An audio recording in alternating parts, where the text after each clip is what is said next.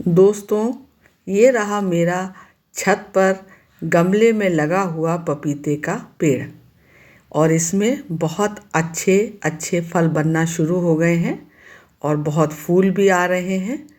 और साथियों, मैंने इस तरीके से अपने 2-3 पौधे लगा रखे हैं जो कि गमले में लगाए हैं।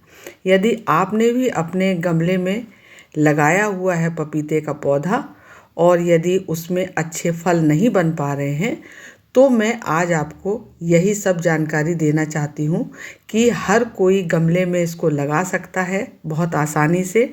और ये जो इसका पौधा होता है, ये बहुत आसानी से बहुत कम देखभाल में ये 4-5 साल चलता है। 4-5 साल ये बहुत अच्छे से फल देता रहता है। तो नमस्कार साथियों, मैं हूँ वंदना। मेरे चैनल पर आप सभी का स्वागत है। साथियों, सबसे पहले जो हमें ध्यान रखना है कि यदि जिस गमले में हमने लगा रखा है तो उसमें कोई भी आपका खरपतवार ना रहे। जो भी उसकी आपकी घास लगी हुई है, कोई भी इसमें जो बेवजह घास उग जाती है अपने आप से, तो वो अपनी गमले से हटा देना है। देखिए, मैंने अपना ये जो है, मैंने इसको एक ड्रम में काट करके इसको तब लगाया हुआ है और बाकी मैंने गमले में लगा रखे, मिट्टी के गमले में। लेकिन ये वाला जो मैंने लगाया हुआ था, ये अब 3-4 साल का पौधा हो गया है मेरा और इसमें पिछले साल इसमें फल भी बहुत अच्छे बने थे और इस साल भी इसमें फूल आना शुरू हो गए हैं। तो साथियों, जब आप इसमें अपने गमले में इसका ध्यान रखेंगे और ये आपको मालूम है कि यदि आपने हाइब्रिड क्वालिटी का लिया है तब तो आपको 9 महीने में ही फल देना शुरू कर देता है। और जो ये आपने साधारण बीज लगा के जो लगाएंगे तब भी आपको ये 1 साल में ही पपीता देना शुरू कर देता है साथियों। अब यदि आपने इसका ध्यान रखा तो ये बहुत ही अच्छे से ज़्यादा फल आपको दे देगा। पपीते में जो है हाइब्रिड किस्में जो आती हैं इसकी, तो उसमें आपको बहुत जल्दी फल मिलना शुरू हो जाता है। तो इसमें जो है हमको क्या क्या चीज़ें करना है, इस बात का ध्यान रखेंगे तो आपको फल ज़्यादा मिलेंगे। ये मैंने अपने इसको बीज से उगाया था अपने पौधे को, तो ये आपको दिखाई दे रहा है बहुत छोटा पौधा के रूप में है। और इसके बाद मैंने अभी इसको, पिछले साल का ये फ़ोटो है कि जब मैंने इसको बहुत सारे इसमें फल लगे थे, और तो कैसे आप इन फलों को ले सकते हैं, यही मैं आज आपके साथ में शेयर करना चाह रही हूँ।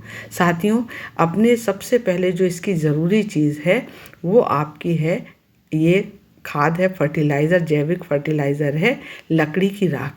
जो लकड़ी हम लोग इस्तेमाल करते हैं और जो जलने के बाद राख बच जाती है, उसका इस्तेमाल हम अपने इस पौधे में करते हैं। ये एक प्राकृतिक और जैविक खाद है और इसको आपको करीब 2 चम्मच एक पौधे में देना है। आपको मिट्टी हटा करके और उसमें अपने 2 चम्मच आपको डाल देना है और मिट्टी से इसको ढक देना है।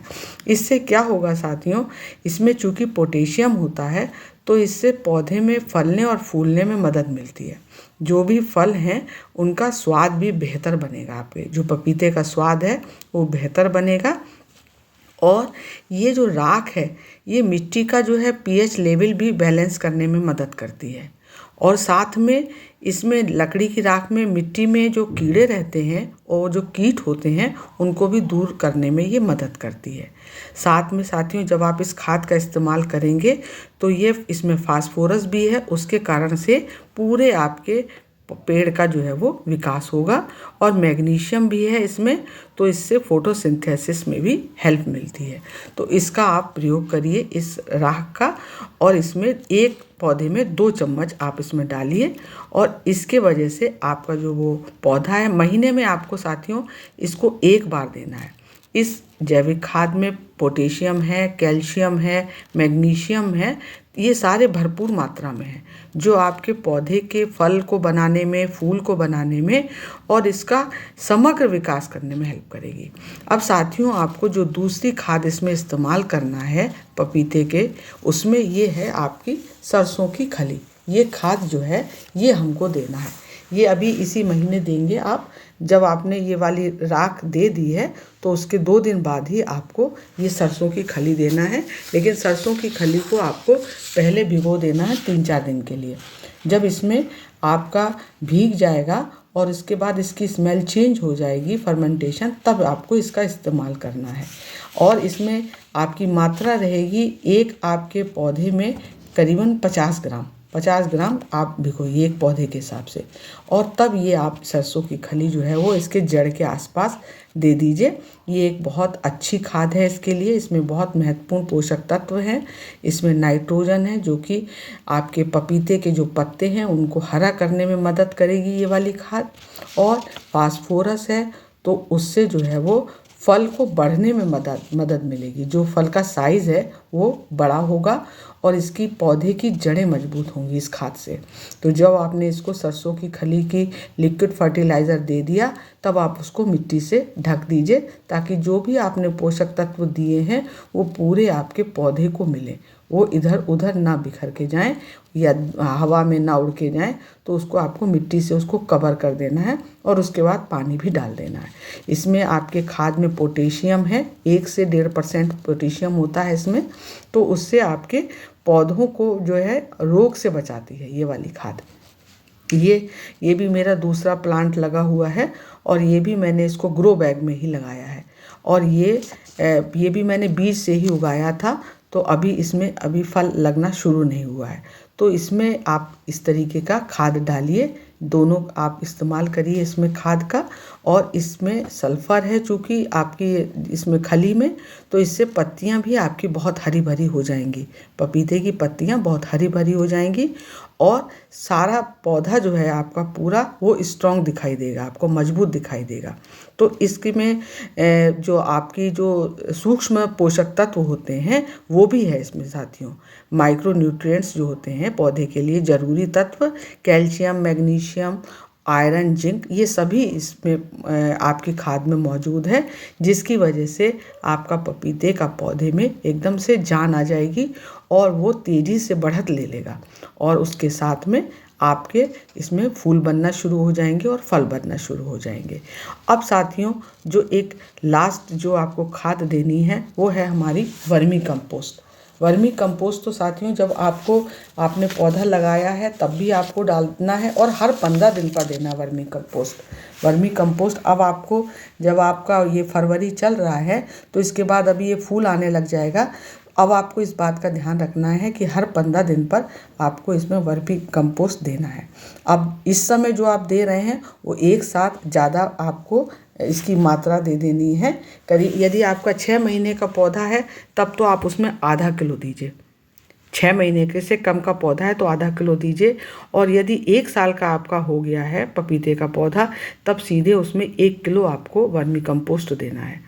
और यदि आपके पौधे ने फल देना शुरू कर दिया है तो फिर आपको एक पौधे में करीबन 1.5 से 2 किलो देना है आपको वर्मी कंपोस्ट। और आपको जड़ से दूर गमले के चारों तरफ आपको मिट्टी से इसको आपको थोड़ा सा खोद लेना है और उसमें अपने वर्मी कंपोस्ट को डाल देना है। इसको जो है आपको डालने के बाद इसमें आप मिट्टी से उसको ढक दीजिए, जो आपने इसको खोदा था उसमें वर्मी कंपोस्ट डाल दीजिए और उसके बाद मिट्टी से उसको कवर कर दीजिए, ताकि आपका जो भी इसके जो तत्व हैं वो मिट्टी में से आपके जड़ों में पहुंच जाएंगे और फिर आपके पौधे में बहुत इससे डेवलपमेंट होगा। इसमें जो है वो नाइट्रोजन है इसमें आपकी खाद में, और फास्फोरस है, और उस फास्फोरस से जड़ें आपकी मजबूत होंगी पपीते के पौधे की, और पोटाश भी है इसमें। तो उससे आपके पौधे की रोग प्रतिरोधक क्षमता बढ़ेगी। जो आपका पपीते का पौधा है उसमें रोग प्रतिरोधक क्षमता बढ़ जाएगी इस खाद के इस्तेमाल से। और इसमें मैग्नीशियम और कैल्शियम भी होता है साथियों। तो इससे जो है आपके पौधे में बहुत अच्छा रिजल्ट देखने को मिलेगा, और इस खाद में मिट्टी की संरचना में भी सुधार हो जाएगा आपके पौधे की, और इसकी पानी धारण की क्षमता बढ़ जाएगी, और साथ में मिट्टी में आपके सूक्ष्म जीव भी बढ़ा देती है ये वाली खाद, और लंबे समय तक आपको इसका असर रहेगा आपके पौधे पर। तो इस खाद को आपको अपने देना है हर पौधे पे। मैंने आपको क्वांटिटी बता दी है, क्वांटिटी इसमें ज़्यादा चाहिए होगी तभी आपके इसमें फल बनेंगे। यदि आपका पौधा जो है वो 6 महीने से कम का है तब तो आप उसमें आधा किलो दीजिए एक पौधे में, और आप जानते हैं कि हम लोग गमले में जब पौधा लगाते हैं तो खाद ज़्यादा चाहिए हमको। अब देखिए साथियों, इसमें यदि आपकी पौधे में कुछ पत्तियां पीली पड़ रही हैं, यदि उनमें एफिड्स का अटैक हो गया है या फिर जो है उसमें रेड स्पाइडर माइट्स हो गए हैं, तो आपको क्या करना है कि जो भी ये पीले पत्ते हो रहे हैं अपने पौधे के, इनको हटा दीजिए। और इनको हटाने के बाद क्या करना है कि इसमें नीम के तेल को पानी के साथ मिला करके इसका आपको स्प्रे करना है अपने पौधे पर।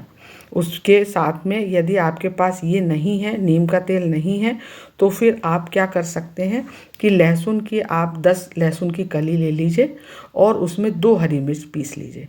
लहसुन की 10 उसकी कली और 2 हरी मिर्च दोनों को मिला करके पीस लीजिए। और पीसने के बाद 1 लीटर पानी में आप उसको मिला दीजिए, घोल दीजिए और छान करके फिर स्प्रे बॉटल में भर के तब इससे स्प्रे करिए आप अपने पौधे पर। तो उससे क्या होगा कि जो भी आपके पौधे पर एफिड्स का या वाइट फ्लाई का अटैक हुआ है या मिलीबग का है, तो ये सारे चीज़ों से आपको राहत मिल जाएगी। जो भी पत्ते आपके सूख गए हैं, वो पीले पड़ रहे हैं, उनको आप हटा दीजिए। और यदि मिलीबग है, आपने देखा होगा कभी कभी इसके पौधे पर क्या होता है, पत्तियों पर और तनों पर सफ़ेद जैसे रुई जैसा दिखाई देने लग जाता है। तो आप उसको तो आप ऐसे भी हटा लीजिए कि पानी में आप 500 ml पानी ले लीजिए, उसमें 1 चम्मच आप डिश वॉश डाल दीजिए या लिक्विड डाल दीजिए, लिक्विड सोप होता है जो, और उसको मिला करके स्प्रे बॉटल में भर के उससे स्प्रे कर दीजिए। तो वो जो है आपके ये सब मिलीबग भी हट जाएंगे और आपका पौधा पूरी तरीके से स्वस्थ हो जाएगा।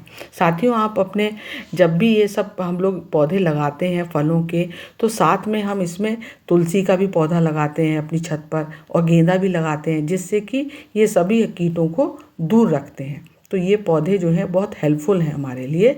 इसलिए जब भी हम अपने छत पर कुछ लगाते हैं तो साथ में इस तरीके के पौधे भी लगाएं, तुलसी है, गेंदा है, जिससे कि आपका पौधे और भी पौधे स्वस्थ रहें।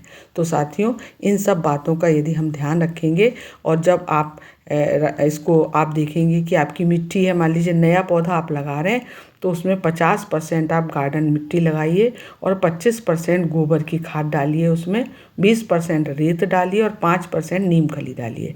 इस तरीके से आप नया पौधा भी लगा सकते हैं इस फरवरी महीने में, और फिर इस समय आपको बहुत जल्दी वो पौधा आपका बड़ा भी हो जाएगा और बहुत अच्छे 1 साल के अंदर ही ये फल देने लग जाता है साथियों।